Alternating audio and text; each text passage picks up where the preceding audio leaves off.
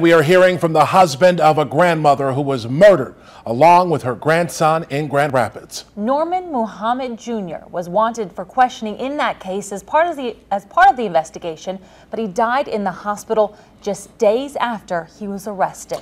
24-hour News 8 Sarah Hurwitz is on this case. She spoke with the grandmother's husband tonight, and he has some strong words on who he thinks committed the murders. Sarah is live in the control room tonight with our story new at 10. Sarah. Well, good evening, Heather and Leon. Daryl Brown is convinced that the man police wanted for questioning, Norman Muhammad Jr., is the man who killed his wife and grandson. And now he is reflecting on the path that his wife was going down and trying to come to grips with how someone could murder the two people he loved.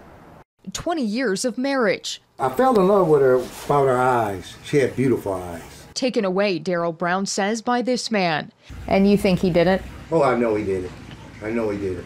This is Norman Muhammad Jr., the man police wanted to question in connection to the shooting death of Germaine Brown and her 2-year-old grandson, King Talbert. He died after police arrested him near his home. He complained of an illness, was transported to the hospital, and died Friday. Police say it was natural causes. I still would like to know why, especially with my grandson. He was 2 years old. Why did you take his life? Brown says his wife was spiraling down a dangerous path, hanging out with the wrong people, including Muhammad, drinking, and a recovering drug addict who was possibly using again. He said about a month and a half before the murders, she was asked not to come home to keep their son in a safe environment. We could see that she was breaking down mentally again, but she just refused to go get some help. A few weeks before the murders, she started coming home. She wrote in a book stating that if anything ever happened to her, it was Norman. And he threatened her the day before she got killed, that if she came back home to me and the child, that he was going to murder her and the rest of the family. Were they having an affair? That I can't say.